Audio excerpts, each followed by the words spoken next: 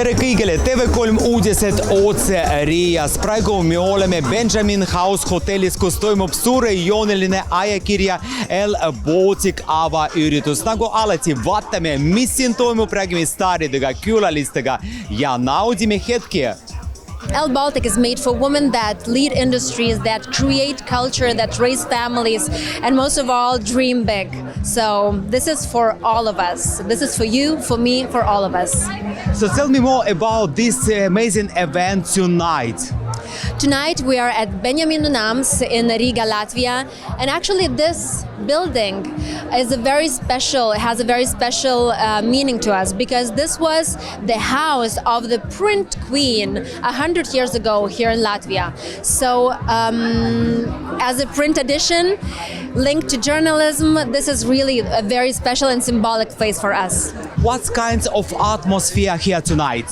Oh, yeah, just fantastic. I came in and it was some vibes that I cannot explain. I got even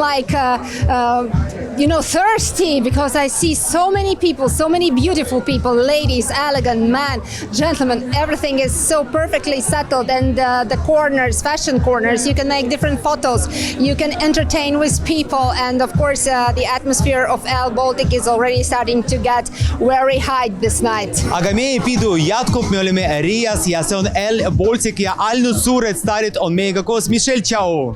Tere! Kuule, nii tore siin näha otse Eestis, otse Tallinnas. Sa tead kindlasti, mis täna siin toimub?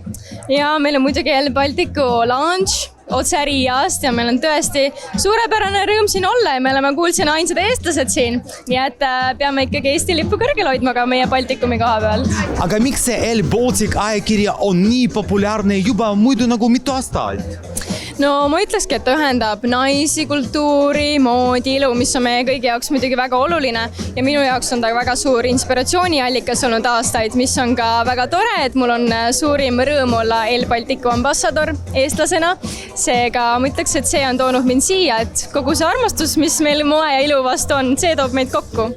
Rahvusvahelise El-brändi jõudmine Baltikumi ühendab nüüd Eesti, Läti ja Leedu ühise väljaande alla ning avab uue peatüki piirkonna moe- ja elustiili ajakirjanduses.